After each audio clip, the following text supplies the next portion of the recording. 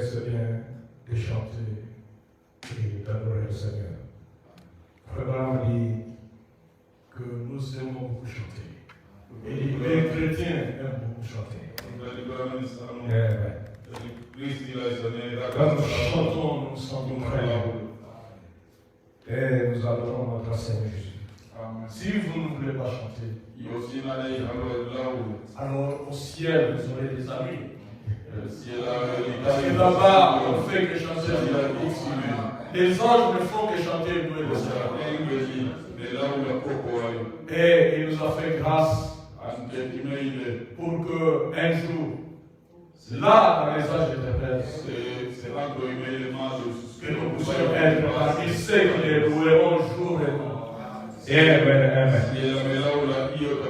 Quelle grâce. Nous allons maintenant passer à l'écoute de la parole. Je voulais aussi vous demander de prier pour frère Jean qui a voyagé pour le Congo.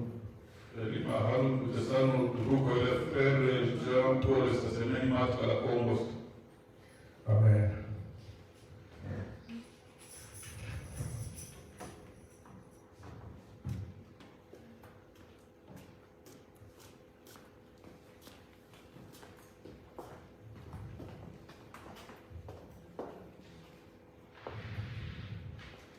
Maintenant, je vais vous demander de vous lever pour que nous puissions honorer la lecture de la parole de Dieu.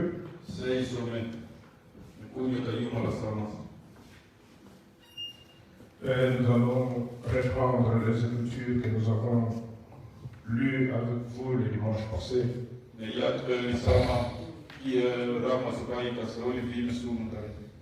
ne sais pas s'il y a ici des gens qui se souviennent de ce que nous avons lu le dimanche passé.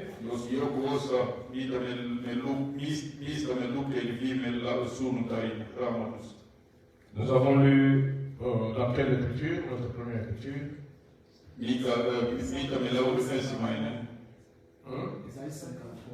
Ésaïe 53. Oui. Ésaïe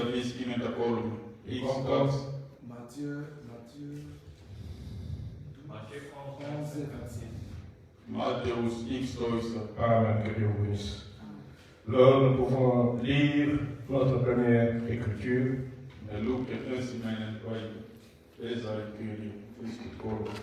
Ésaïe chapitre 53.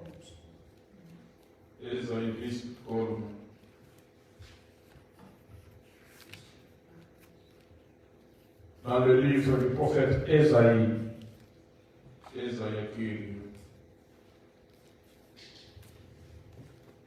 Est-ce que vous y êtes? Amen.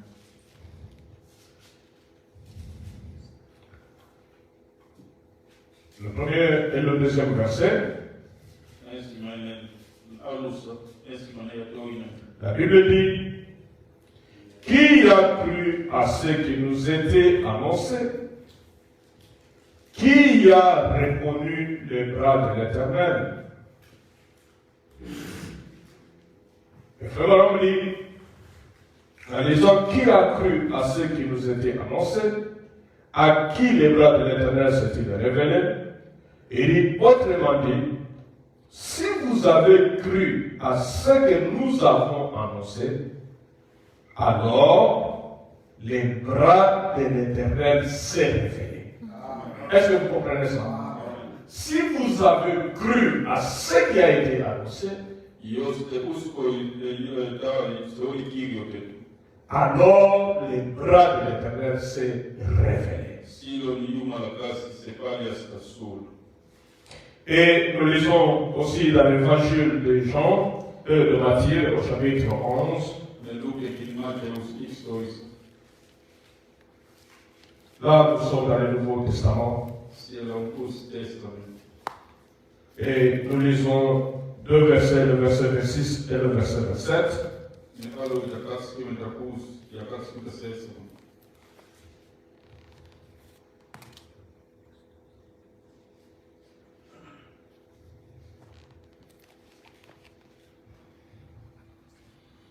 Il est dit, oui, en ce temps-là, Jésus prit la parole et dit, Je te loue, Père, Seigneur du ciel et de la terre.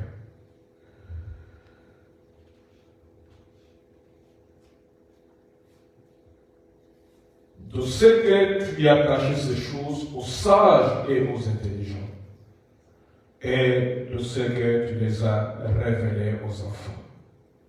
Oui, Père, je te loue de ce que tu le veux ainsi.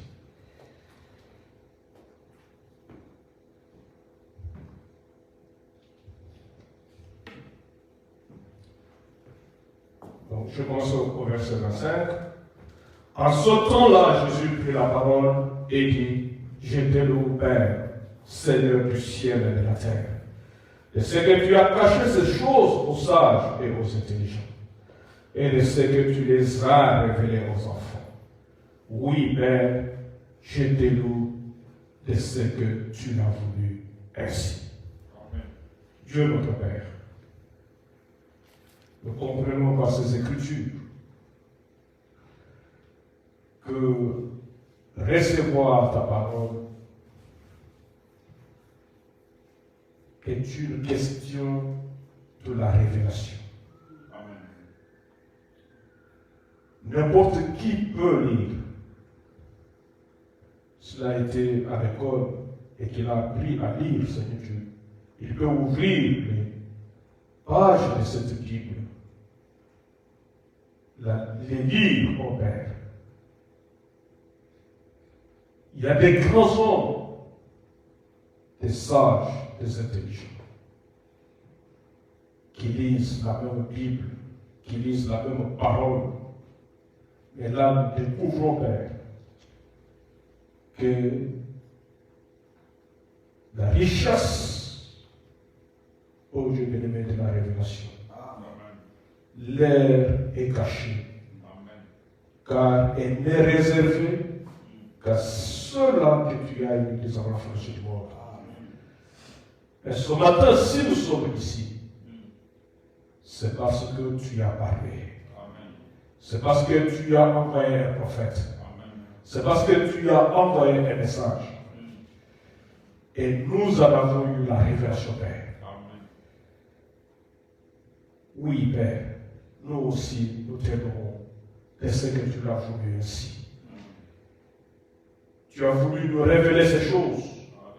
Et voilà, le moment est arrivé pour que tu nous enseignes encore davantage. Afin, ô Dieu, que nous apprenions les choses qui sont à toi. Et que ces choses puissent créer en nous l'amour véritable de Dieu. Et surtout, nous mettre dans une relation personnelle avec ton Père. Nous ne sommes pas venus pour écouter les discours d'un homme. Mais nous sommes venus pour entendre et écouter la parole du Dieu vivant. Amen. Car cette parole-là, elle donne la vie, Seigneur Jésus-Christ. C'est pourquoi, à ce moment, Père, je veux que tu me mettes de côté. Et que tu parles à tes enfants. Te révélant à eux, Seigneur Jésus-Christ, au travers de la parole, Père. Oh oui, Seigneur Dieu, accorde-leur pour ta gloire. Que le Saint-Esprit vivifie cette parole dans leurs âmes et fasse en sorte, au Père éternel, qu'elles vivent éternellement et possèdent au Dieu de gloire la victoire et la vie qui est dans la parole jusqu'à ce qu'ils partiront, Seigneur, de cette terre. Oh Dieu, que ces choses nous édifient et fassent de nous, Seigneur, des chrétiens solides qui savent sur quoi ils se tiennent, Père, pour continuer à marcher, à te servir. Nous remettons ces moments à toi, Seigneur Jésus, pour que du début jusqu'à la fin, tu m'aies ouaille le Père bien-aimé, car ton prophète a dit que la vie passe d'un corps à un autre. Je ne suis pas un politicien, Seigneur Jésus. Je ne suis pas un discoureur, Seigneur de notre Père. Mais je suis ici pour transmettre la vie de la parole. C'est pourquoi je te prie, Seigneur Dieu notre Père, de me vider de tout ce que je suis, de me remplir de ta vie, Seigneur Jésus. Oh Dieu notre Père Céleste, pour la bénédiction de César. Je le demande avec foi dans le nom merveilleux du Seigneur Jésus-Christ. Amen. Nous allons maintenant écouter quelque chose dans la parole de Dieu. Et c'est la suite de ce que nous avons déjà commencé depuis le dimanche passé. Ce message est un grand fondement que le prophète de Dieu a posé avant d'enseigner et de nous donner la révélation de mystères cachés de tous les temps. Et j'aurais vraiment voulu que les gens soient là pour écouter ces choses.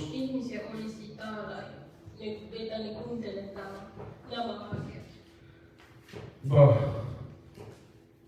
le Seigneur avance avec ceux qui avancent avec lui.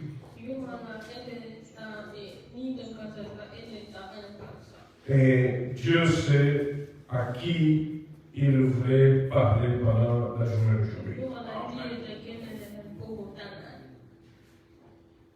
Alors, nous voyons, et nous avons vu depuis les dimanches passés,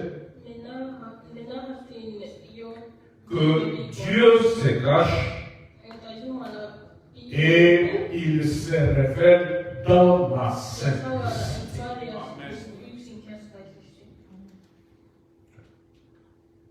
Dieu n'est pas toujours là où on l'attend. Dieu n'est pas toujours là où les gens pensent les trouver.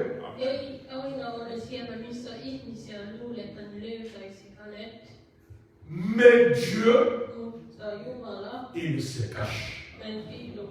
Amen. Et après s'être caché, les gens commencent à les chercher, à sonner les Écritures, à étudier la parole. Les gens commencent à chercher à trouver Dieu, mais ils ne peuvent pas les trouver, à moins que lui-même se révèle. Est-ce que vous êtes avec nous? Amen.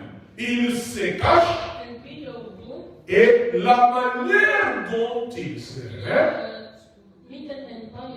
c'est totalement dans la simplicité.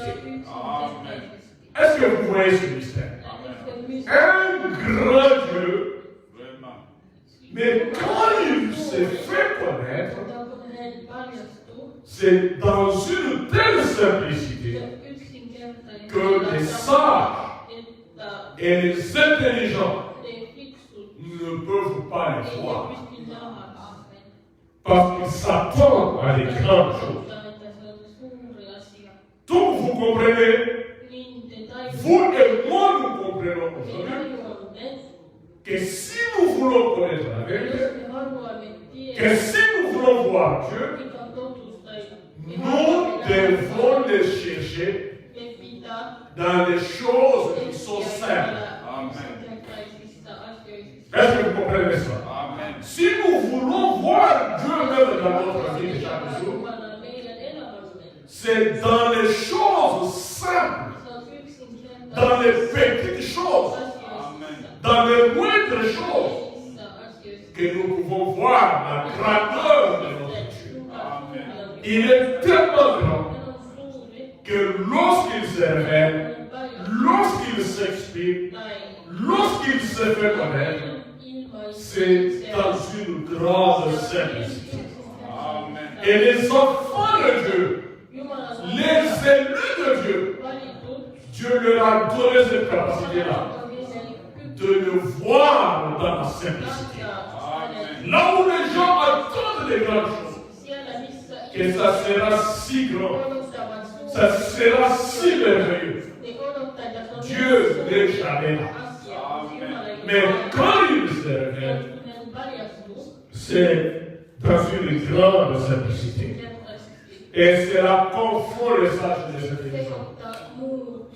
Comme le prophète de Dieu dit, mais regardez, non, il est toujours le même. Il y a quelque chose qui n'est pas différent. Il regarde en arrière et il voit les grandes choses qu'il doit accomplir. Et il loue Dieu pour cela. Il le glorifie. Oh, ça c'était Dieu terrible. Le Dieu de Moïse, il a fait des grands miracles. Le Dieu de Moïse, il est descendu sur la montagne. Le Dieu de Moïse, on l'a vu dans la nuée. Ça, c'est ce que l'on voit. Et quand il lit dans les Écritures, et que les Écritures lui disent que le même Dieu de Moïse, qui était venu dans la nuée, qui était descendu sur la montagne, le même Dieu, le même Seigneur Jésus-Christ, il va encore revenir sur la nuée de gloire. Les hommes de filles Dieu, ils s'attendent à des grandes choses. Ils disent nous le verrons quand il viendra sur la nuée de gloire. Mais lorsque Dieu vient sur la nuée de gloire, au moment où ils vivent sur la terre, c'est dans une telle simplicité que les gens vont manquer de voir quand il est venu dans la nuée de gloire.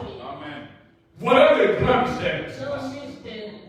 Vraiment, prends cette nuée de gloire. Dieu lui dit, tourne ça à moi. Il le tourne. Il le regarde. Il dit, c'est notre Seigneur Jésus-Christ qui est là. Il est venu comment? Sur la nuée de gloire.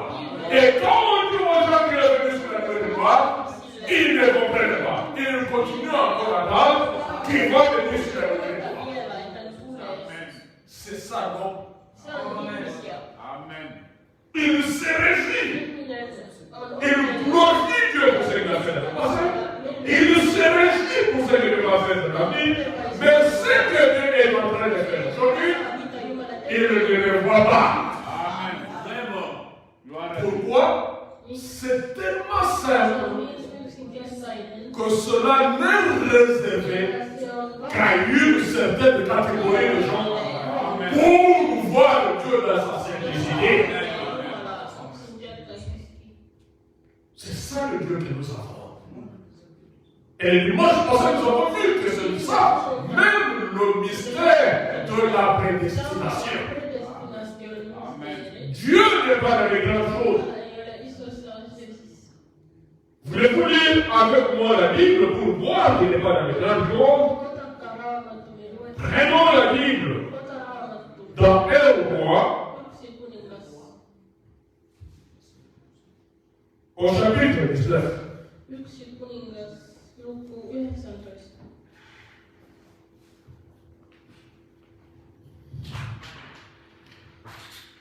C'est un enseignement et un enseignement, avec l'enseignement, on lit toujours.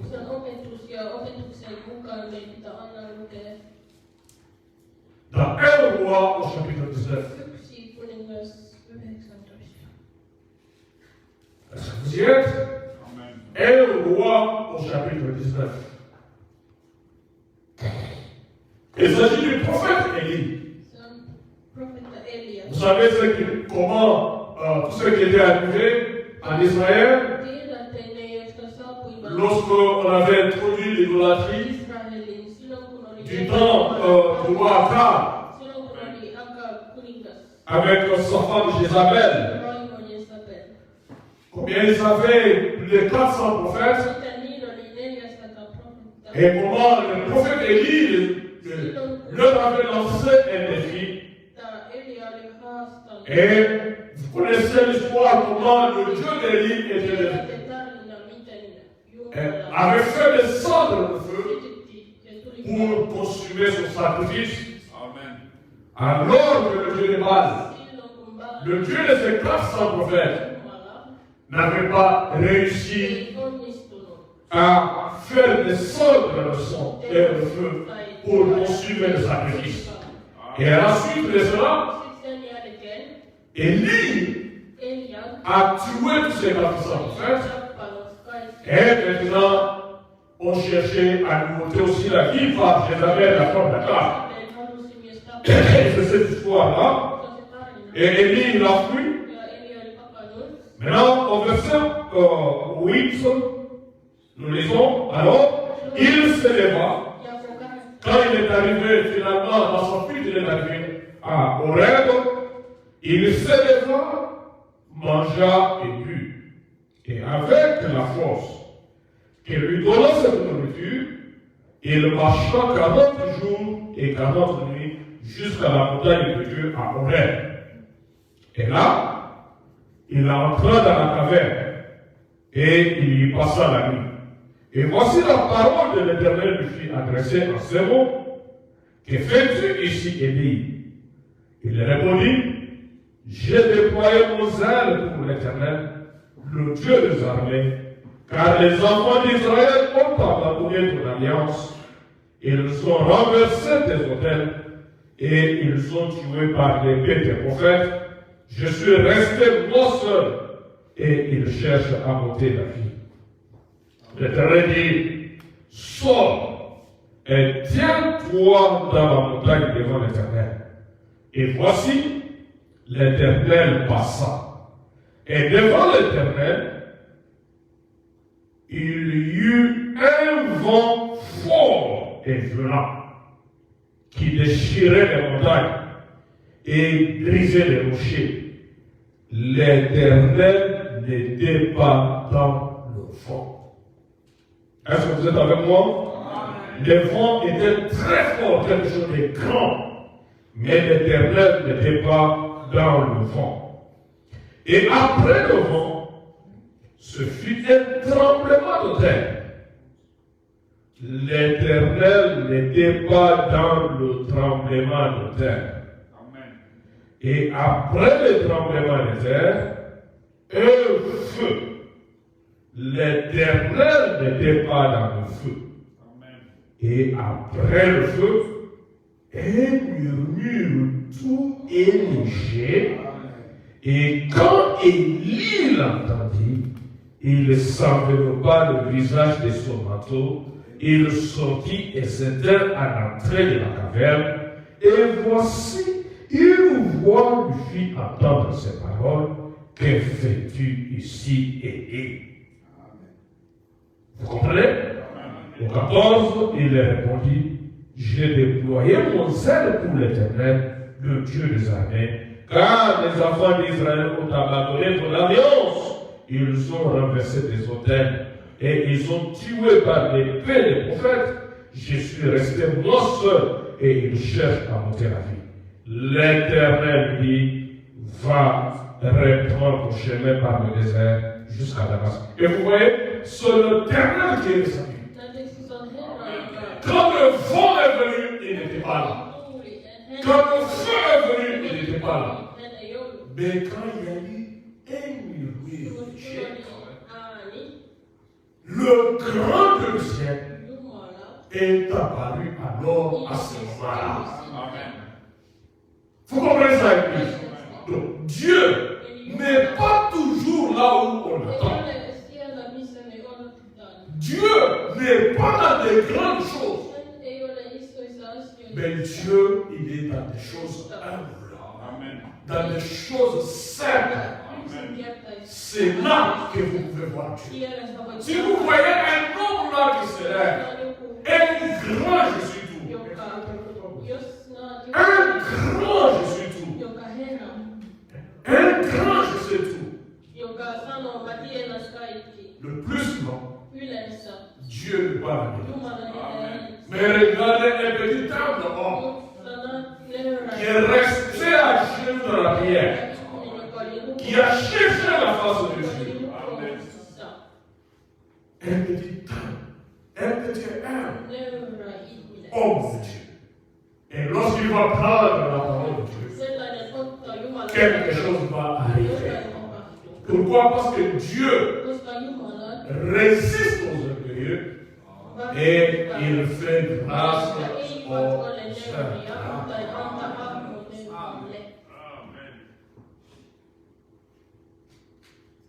Dieu n'est pas dans les grandes choses qui brillent, mes chers amis. Des choses éclatantes. Non, il ne fait pas des choses de manière à attirer l'attention des gens. Quand Dieu veut attirer le regard, il fait les choses dans la simplicité et cela attire le regard de ses propres enfants.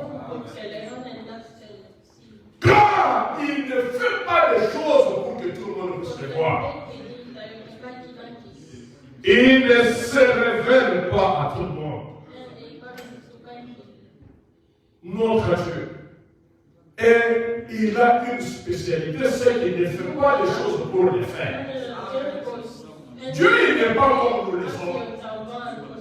Nous, on fait des choses parfois pour se montrer. On fait des choses parfois pour le faire. Mais Dieu, quand il fait quelque chose, sachez qu'il y a un but qui est attaché à cette chose-là. Dieu fait tout dans un but. Il attire toujours les regards de ses élus par la façon simple de faire les choses. C'est pourquoi c'est que Satan dans les grandes choses de la part de Dieu, il ne peut pas les voir. Pourquoi est-ce qu'il ne peut pas le voir? Est-ce que vous savez pourquoi il ne peut pas le voir?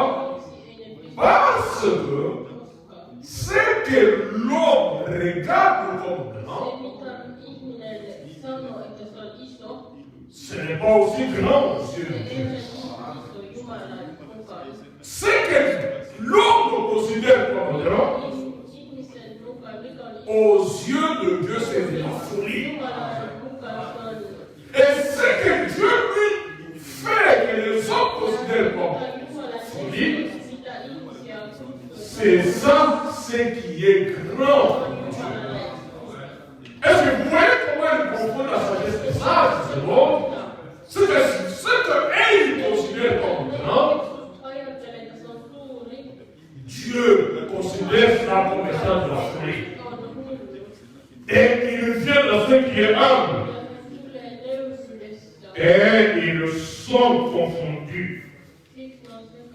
C'est pourquoi, frère Blanc, quand nous considérons les Écritures, quand nous regardons la parole de Dieu, et spécialement cette grande, ces grands enseignements, le prophète nous dit de peser chaque mot qu'il dit. J'ai 6 églises.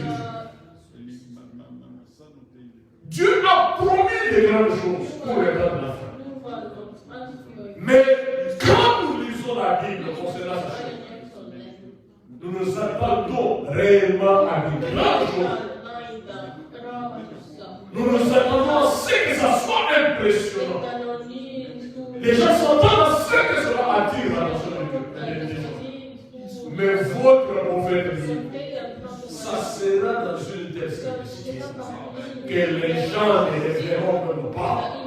L'enlèvement aura déjà eu lieu, les gens continueront à aller dans l'église. Or, la promesse de l'enlèvement, c'est une grande chose. Et le monde entier attend de voir le Christ sur la terre et les saints bâtis la terre. Mais quand Christ vient sur la terre, il ne peut pas le voir. Et quand l'épouse partira sur la terre, ils ne verront pas Christ. Pourquoi? Parce qu'ils s'attendent à des grandes choses. Mais notre Dieu, il est dans la simplicité.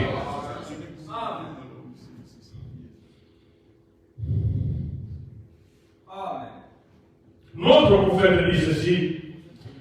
Dans le message, Christ est révélé dans sa propre parole. Au paragraphe 108, un message qu'il a prêché déjà vers la fin de ce ministère en 1965.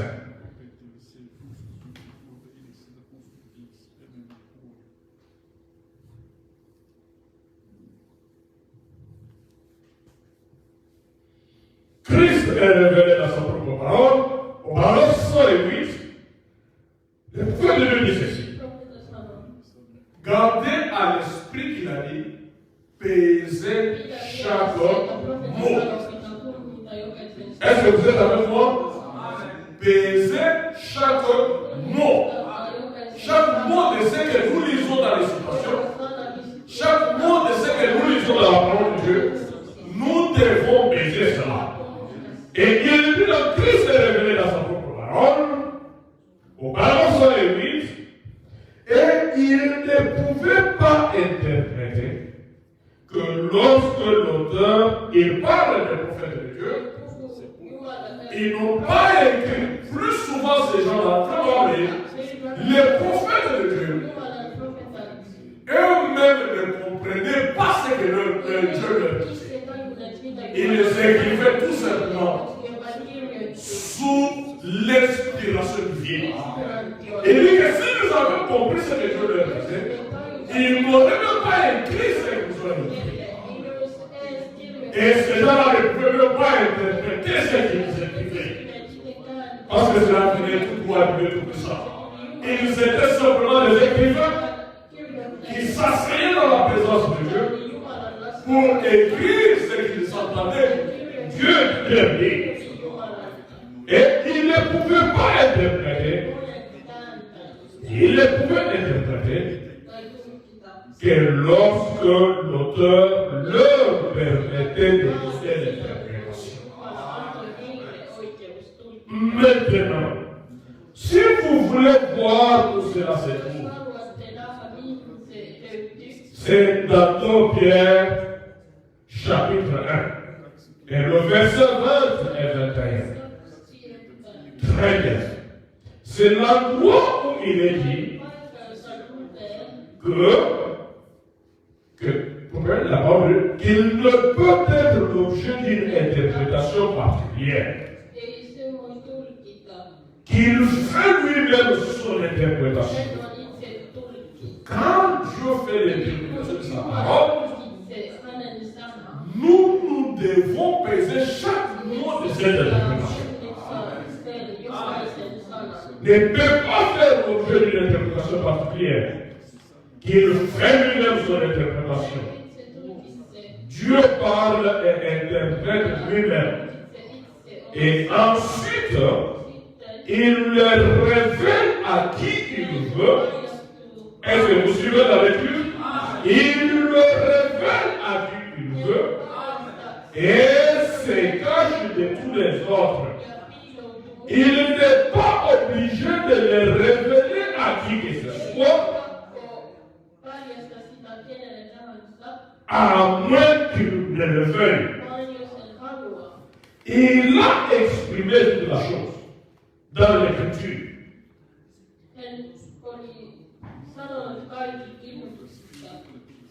Par conséquent, toute la chose est déjà connue. Il est simplement là, bien installé, regardant tout cela en train de se produire, voyant les corps se former et revenir à la forme de son épouse à nouveau. Très bien. Vous voyez ça? Dieu est là, bien installé dans sa parole. Dieu, comme le prophète dit ici, dans le message des événements rendus clairs par la prophétie, les événements rendus clairs par la prophétie, prêchez toujours en 65, au mois d'août, le 1er août 65, paragraphe 30, le prophète dit ceci. Or, ce n'est pas exposé là, à la vue de tous. Voilà notre Dieu. Ce n'est pas exposé là, à la vue de tous, pour que tout le monde puisse le voir. Je pense que vous allez dire Amen. Est-ce que quelqu'un peut dire Amen? Ce n'est pas exposé là, à la vue de tous, pour que tout le monde puisse le voir. Jésus a rendu grâce à Dieu d'avoir caché ces choses aux yeux des sages et des intelligents et de les avoir révélées aux petits enfants qui seraient disposés à apprendre Pensez-y, le Dieu Tout-Puissant, installé dans sa propre parole, avec le pouvoir d'aveugler les riches et les insolents et les érudits instruits, d'aveugler leurs yeux pour qu'ils ne puissent pas les voir et d'ouvrir les yeux des pauvres et des illettrés. Amen. Mes chers amis, c'est pourquoi avec tout ceci, je crois personnellement qu'un vrai lecteur attentif de ce message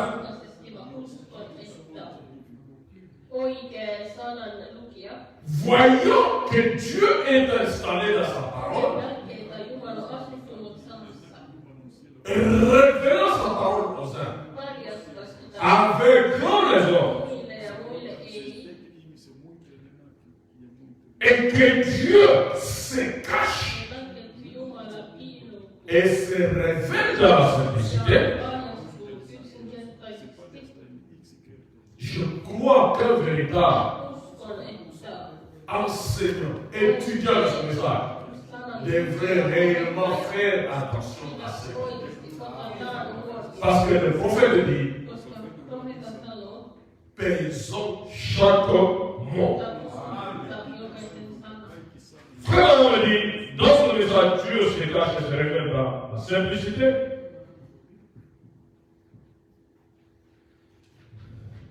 Au paragraphe 103, il dit ceci. Mais là, nous sommes occupés à autre chose en ce moment. Nous sommes dans la parole. Vous voyez, alors tenons-nous à cela en ce moment. Nous sommes dans un enseignement.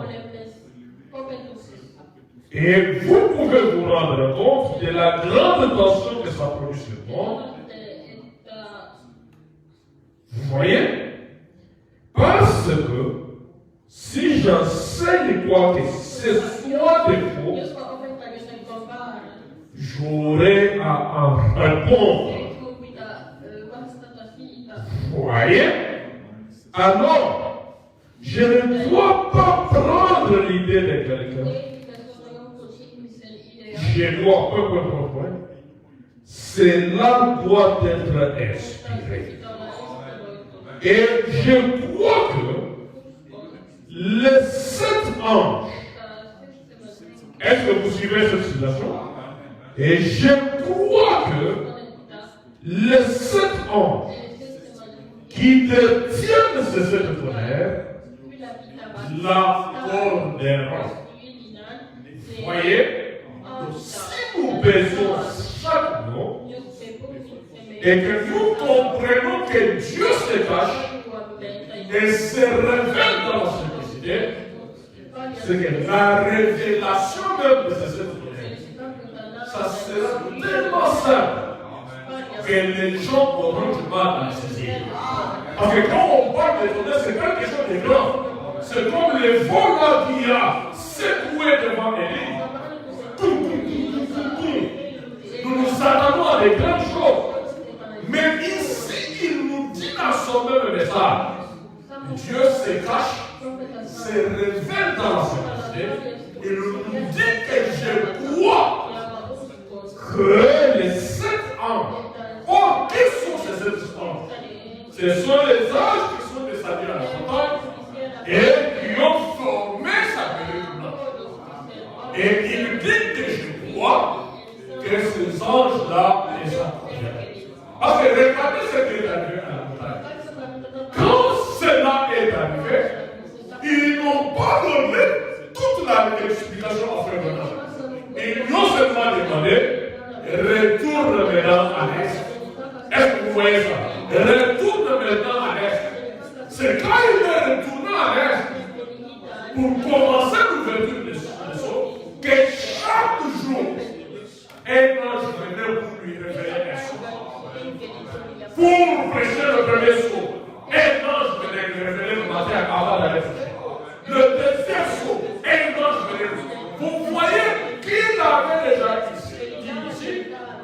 crois que de cet ange, nous donnerons cette chose.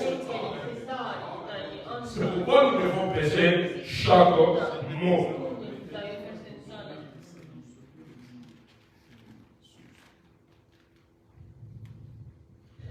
Et au paragraphe 106, il dit ceci. Alors, maintenant, écoutez bien chaque mot. Il insiste, il regarde. Et alors, maintenant, après avoir fait cette déclaration, et je crois que les êtres anges qui détiennent ces 7 tonnerres l'accorderont, au paragraphe 106, il dit, alors maintenant, écoutez bien chaque mot. Saisissez-le. Et si vous le prenez sur l'âme et tout, alors tenez-vous bien à l'enseignement qui est sur ces bancs. Ne dites rien d'autre que ce qui est dit sur cette banc. Dites seulement exactement ce qui est dit sur la banc. Vous voyez? En effet, certaines de ces choses, nous allons en comprendre pas mal long là-dessus. Vous voyez qu'il y a la possibilité de comprendre mal ces choses. C'est pourquoi il dit que nous devons répéter simplement ce qu'il a dit sur le bas. Maintenant, pourquoi c'est mal compris? Vous voyez? Et assurez-vous bien de me dire que ce qui est dit sur la barre, ne dites rien d'autre. Vous voyez? En effet, je ne dis pas cela de moi-même. Église de Dieu, je veux vraiment que vous suiviez cette citation. Il dit, je ne dis pas cela de moi-même, c'est lui qui le dit. Vous voyez. Et donc, très souvent, il y a de la confusion. Des gens qui se lèvent pour dire, eh bien, Arrêtez a dit que cela voulait dire telle et telle chose. Laissez-les donc tels quels. Donc nous ne sommes pas ici pour dire ce que quelqu'un d'autre a dit. Quelqu'un d'autre a dit non, mon frère, vous venez d'ici. Moi je ne suis pas ici pour dire ce que quelqu'un d'autre a dit. Je suis ici pour répéter ce que William Marion Branham a dit.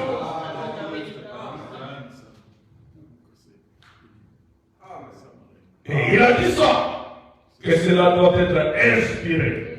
Et je crois que les 7 anges qui détiennent ces 7 tonnerres l'accorderont. Et nous répétons les prophètes en disant cela. Et dans le message, quelle est la création sur la montagne? Au paragraphe 140.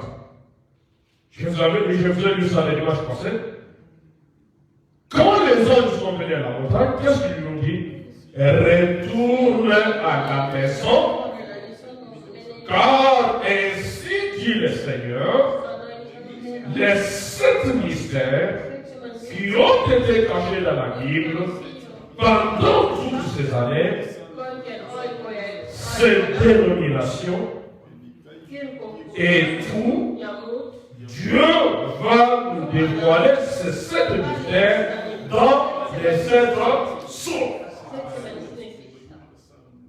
Maintenant, si je suis un vrai lecteur du message, avec le ainsi dit le Seigneur, et Dieu va révéler ces 7 mystères. Quels sont les 7 mystères qui sont contenus dans ce sceau? Ce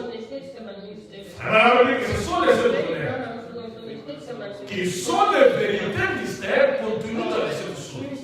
Maintenant, si moi je suis un vrai lecteur du message, si je suis un vrai étudiant du message,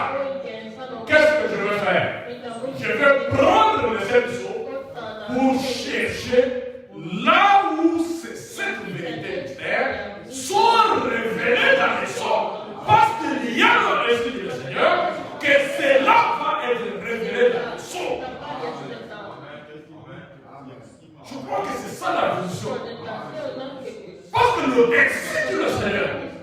Et vous savez que le ainsi dit le Seigneur. Que William Marion Branham a reçu. Il dit que cela n'a jamais failli. Le ainsi dit le Seigneur n'a jamais failli. Pourquoi ça n'a jamais failli? C'est parce que Dieu a restauré aujourd'hui le pouvoir de l'infaillibilité. Laissez-moi vous dire cela. Amen. C'est William Branham qui le dit.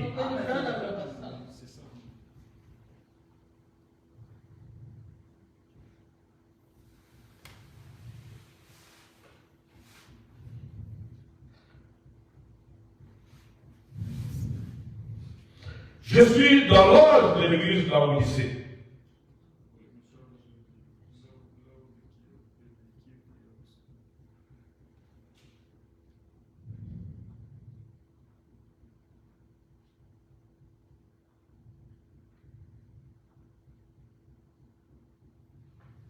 Frère me dit ceci.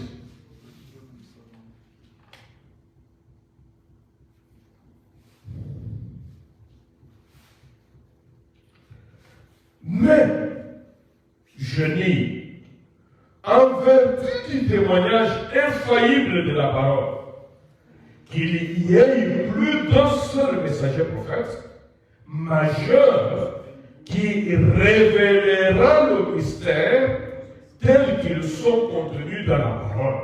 Donc il n'y en aura pas deux, il n'y en aura pas trois, il n'y aura pas plus d'un seul messager prophète pour révéler le mystère. Et il dit ceci, et qu'il y a nos ministères de ramener le cœur des enfants au Père. Ainsi dit le Seigneur, par sa parole infaillible, reste encore valable. Est-ce que vous dites Amen, l'Église? Ainsi dit le Seigneur, ainsi dit le Seigneur, par sa parole infaillible, reste encore valable, le restera et sera confirmé. Amen. Le ainsi dit le Seigneur reste valable, le restera et sera confirmé. Amen. Et qu'est-ce que le ainsi dit le Seigneur dit? Et je vais vous dire ce que le Seigneur dit le Seigneur. Les sept mystères qui sont contenus dans les sept choses seront révélés. C'est que cela sera confirmé.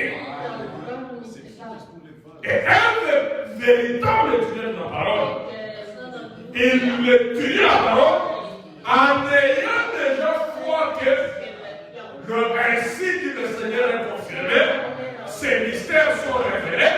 Maintenant, je cherche à les découvrir dans la c'est simple et c'est clair.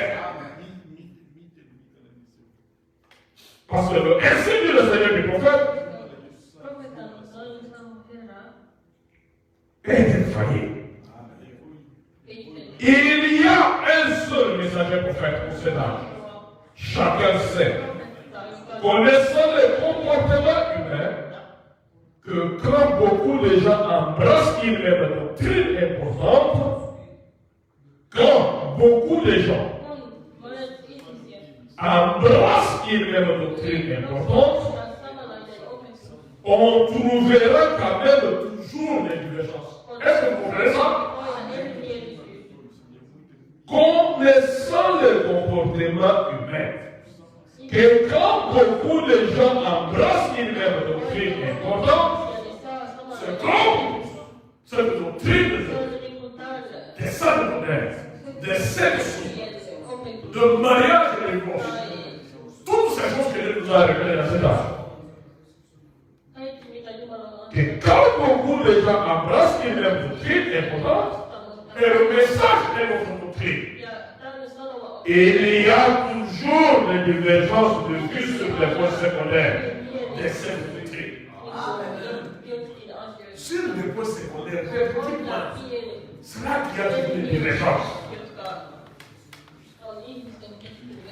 Qui donc, écoutez, qui donc aura des pouvoirs de faillibilité qui doit être rétabli dans ce dernier âge? Qui donc aura le pouvoir de faillibilité qui doit être rétabli dans ce dernier âge, puisque ce dernier âge manifestera de nouveau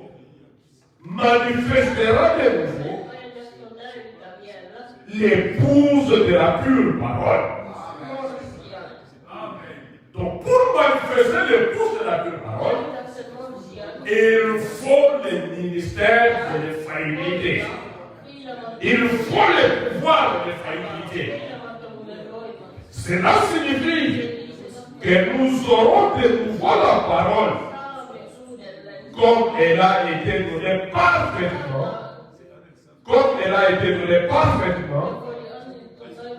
et comprise parfaitement à l'époque de Paul.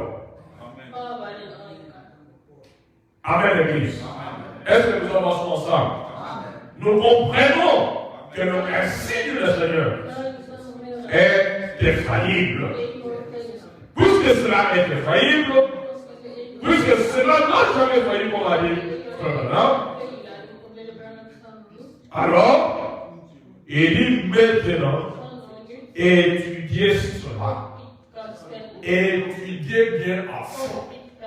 Voilà la recommandation de William Baron dit, maintenant étudiez cela et étudiez cela à fond. Il nous dit, pesez chaque mot. Il fait attention à chaque mot. Et il dit maintenant étudiez cela et étudiez cela à fond. Moi j'étudie le message sur base d'une ainsi dit le Seigneur. Parce que je sais que cela est infaillible. Amen. Le prophète me dit, dans Dieu se cache et se révèle dans la simplicité.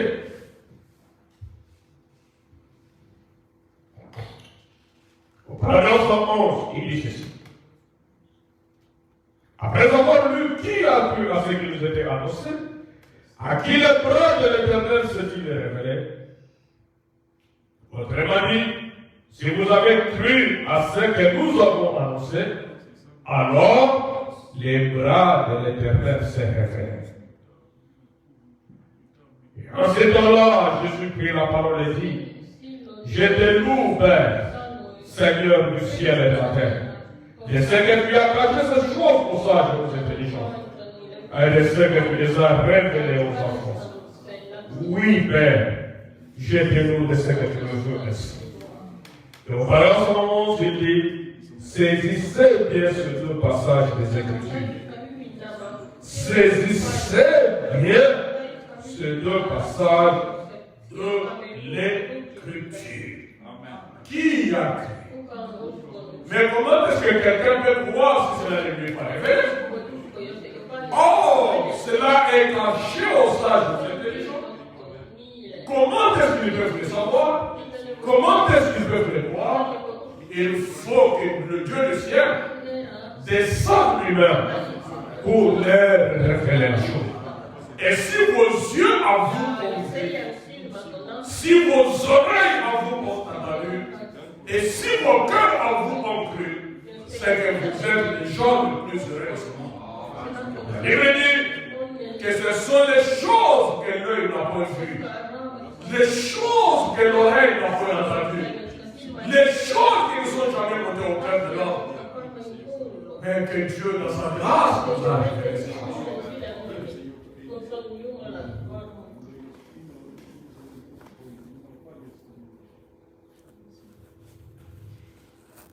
Il est étrange Le prophète dit, il est étrange de penser que Dieu fasse une chose pareille.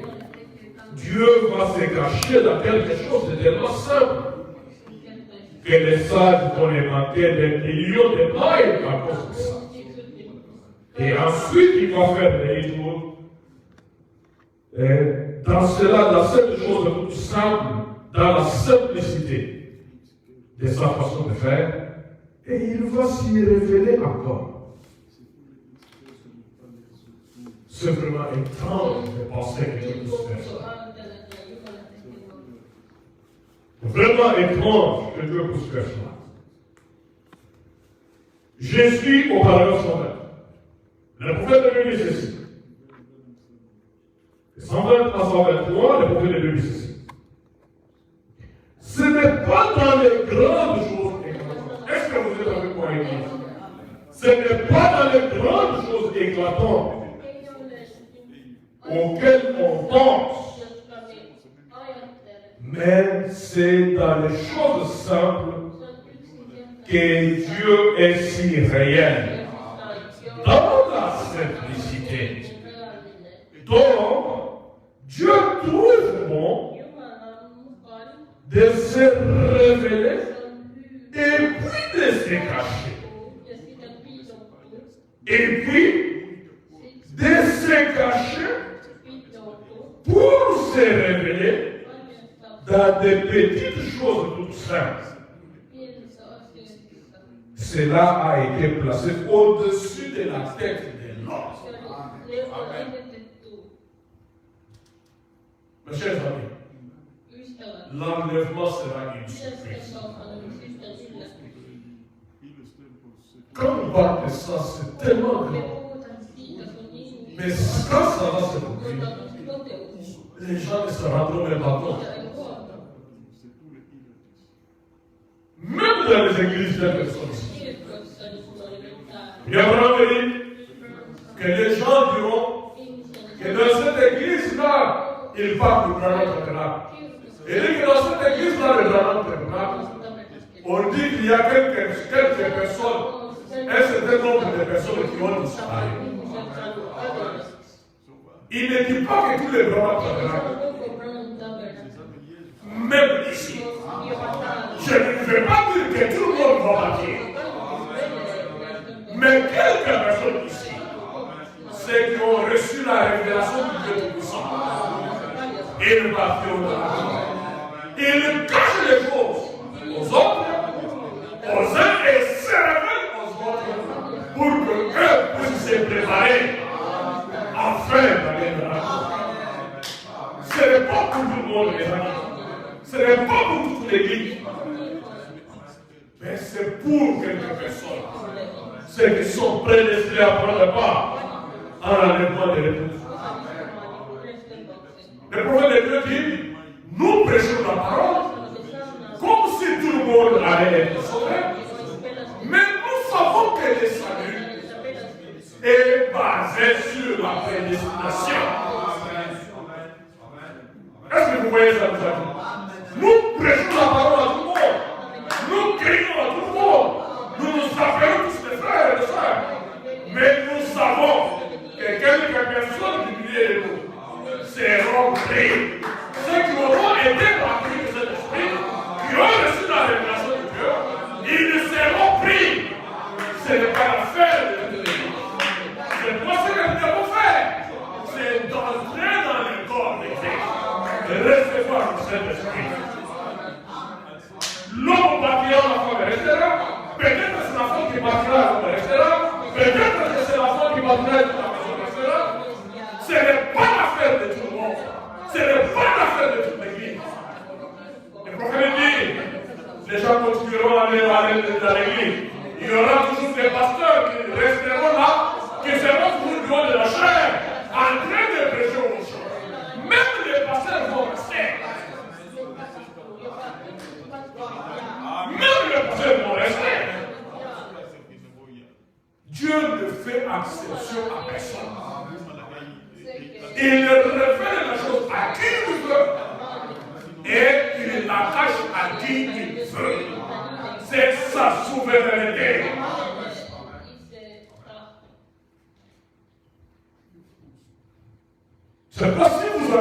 la révélation de ces choses, estimez-vous heureux, glorifiez le Seigneur Jésus-Christ pour se glorifier de ça. Si Dieu vous a donné la révélation de ces messages, remerciez le Seigneur Jésus.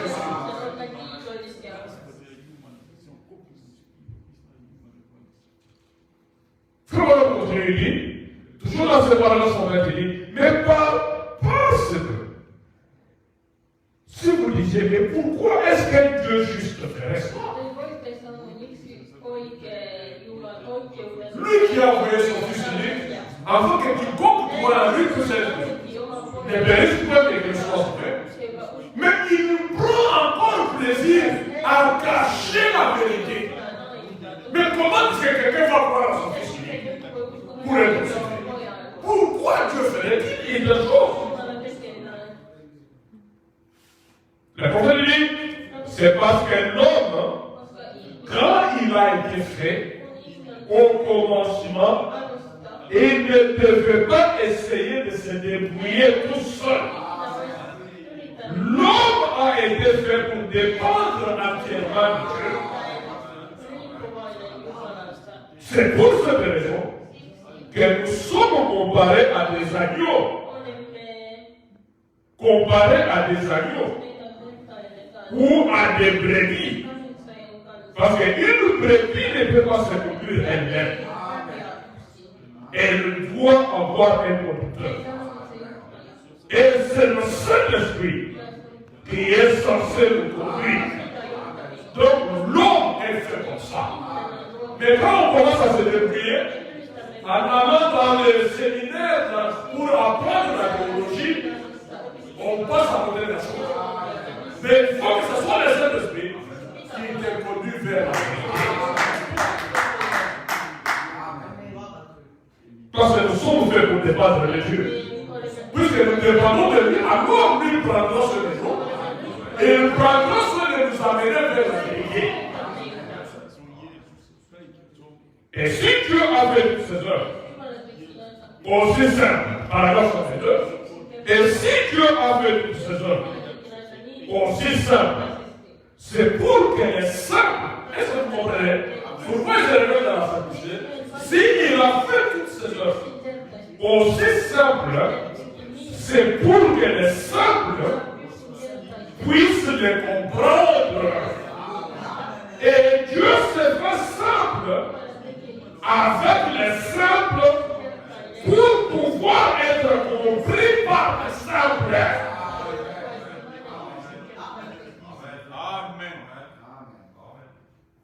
Ne placez pas votre confiance dans les grandes choses. Oh, moi je suis un grand auteur. Oh, moi je suis un grand théologien. Ne placez pas votre confiance dans ces choses. Plaçons notre confiance dans le Saint-Esprit. Parce que c'est lui qui nous révèle la vérité.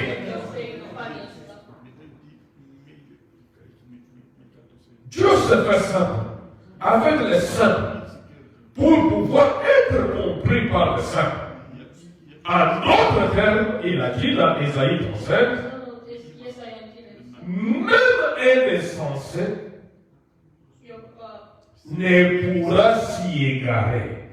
C'est tellement simple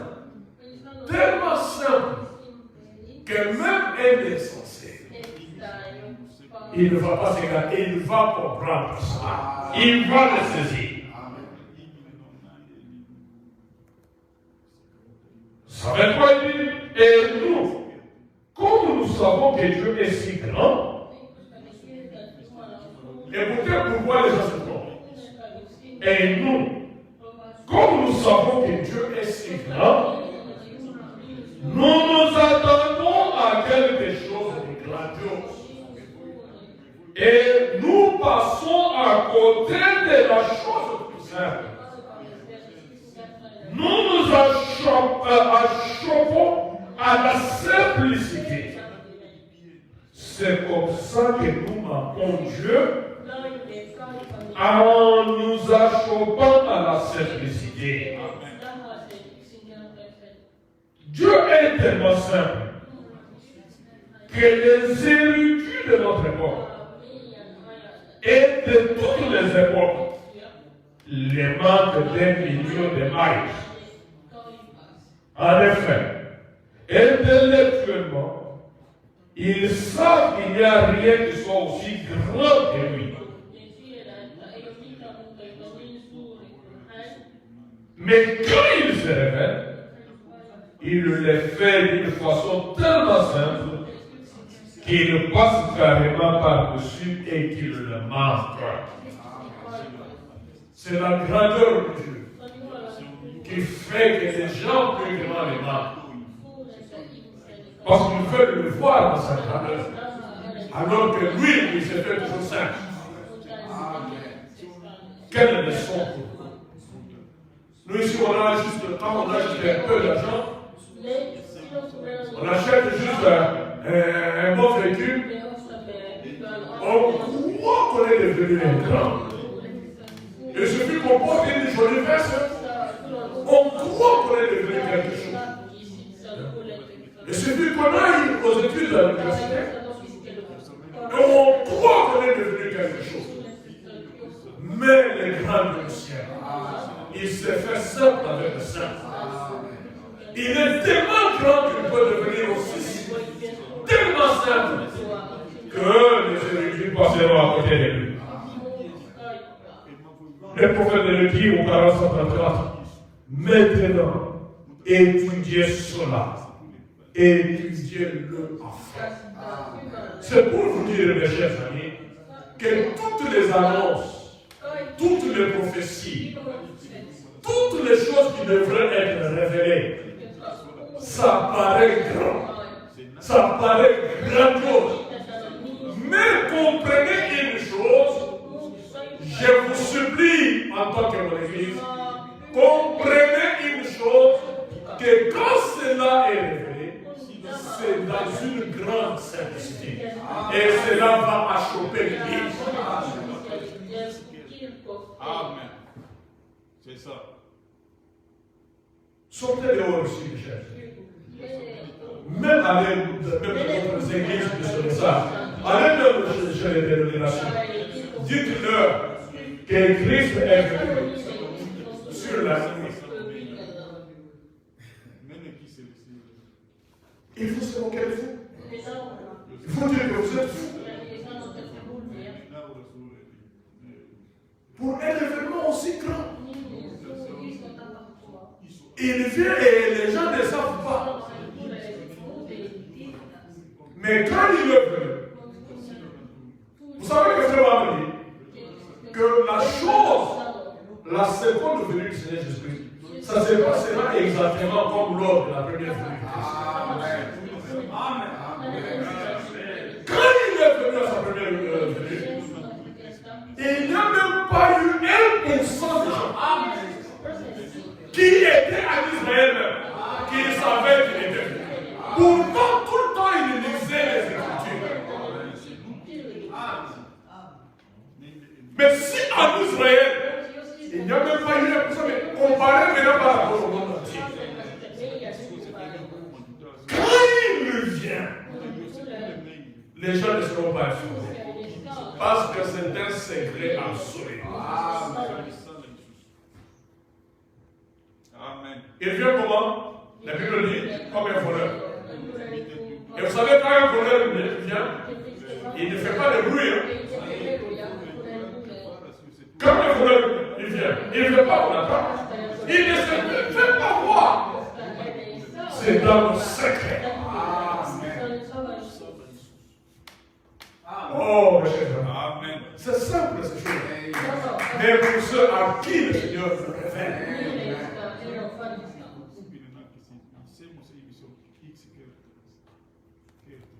Et dit au parole son voisin, il les manque à cause de la façon dont il se révèle.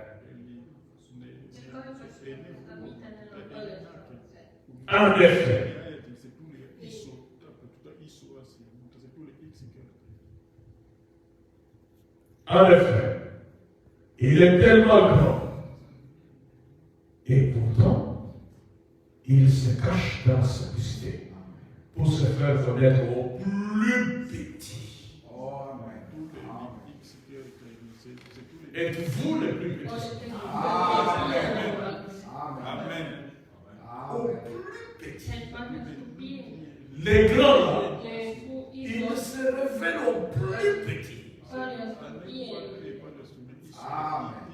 Quelle sagesse! Et c'est cette sagesse-là que le monde considère comme folie. Et elle est folie pour le monde.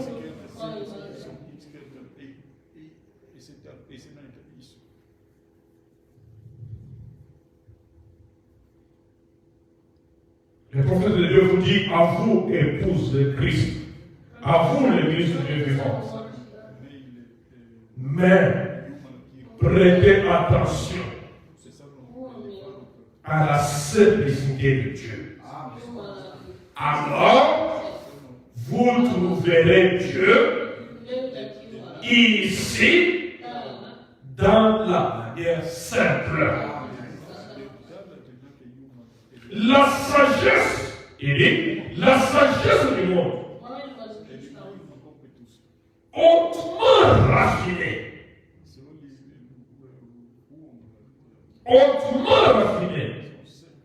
instruite, elle les manque toujours. La sagesse du monde, hautement raffinée, très beau, impeccable. Mais elle manque toujours de voir Dieu avec cette sagesse-là.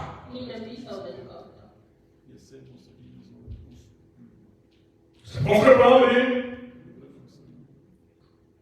nous allons prendre quelques personnages là pendant quelques minutes. Considérons l'époque de Noé. Vous savez ce qui est arrivé à l'époque de Noé?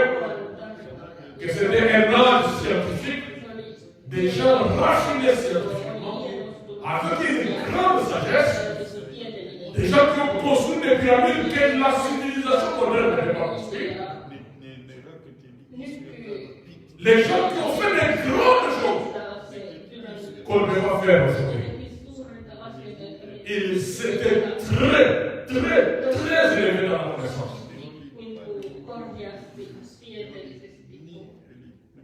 Vraiment, considérons l'époque de Noé. À l'époque de Noé, Dieu, quand il a vu qu'on mettait tout l'accent sur la sagesse du monde,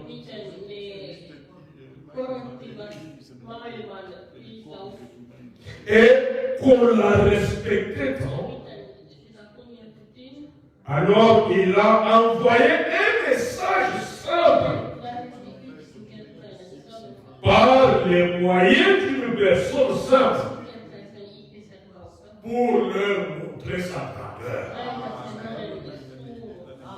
Un vieil homme de 120 ans, un homme simple, au milieu de gens très instruits, des grands savants. Ils avaient déjà scruté le ciel pour voir qu'il n'y a pas d'eau là au ciel. Regardez comment les gens ont fait. Depuis que Dieu a créé l'homme, depuis que Dieu avait créé le monde, il n'y avait jamais eu la pluie sur la terre, jusqu'au temps de Noé.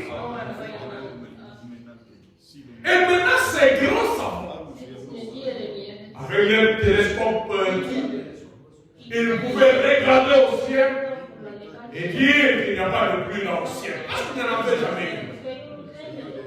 Mais on voit un vieil homme simple qui sort, qui vient, pour dire aux gens de cette génération-là, Dieu m'a dit de construire l'arche parce qu'il va faire nous périr le monde.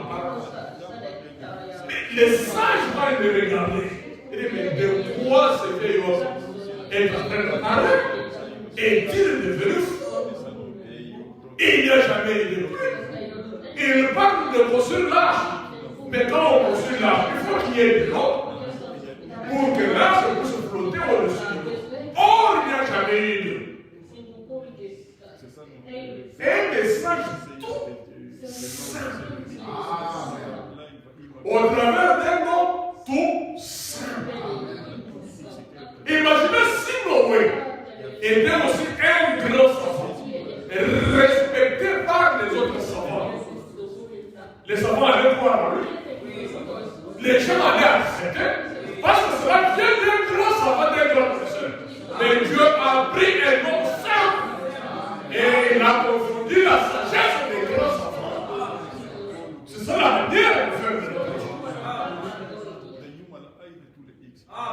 Amen. Ce William Marion Branham était un grand théologien, connu parmi les grands théologiens. Mais les théologiens auraient pris en main. Mais, mes chers amis, ce n'est pas une question de la sagesse humaine. Ce n'est pas une question de l'instruction. Ce n'est pas une question de l'intelligence. Mais c'est une question de la révélation. Et Dieu donne sa révélation à qui il veut. Et il la refuse à qui il veut. Amen. Oh, là, je me sens bien, cher ami. Amen. Je me sens très bien.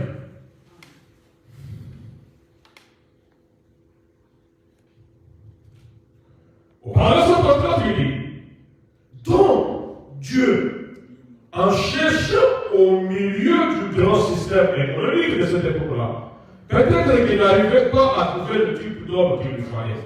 Jusqu'au moment où il a trouvé un illettré. Noé n'était pas un grand savant. Il dit un illettré. Peut-être un paysan du nom de Noé. Un berger qui vient pour parler au grand savant que Dieu m'a dit qu'il va pouvoir construire là. C'est tout à fait normal qu'il ait fait l'objet de la moquerie. Il a été la risée des gens de cette époque-là.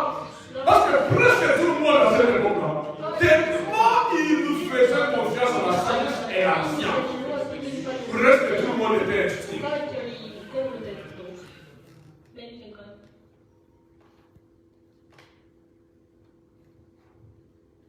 Et il lui a donné son message à prêcher aux gens. Un message tellement simple, à côté de leur grande connaissance de cette époque-là. Un message tellement simple, à côté de leur grande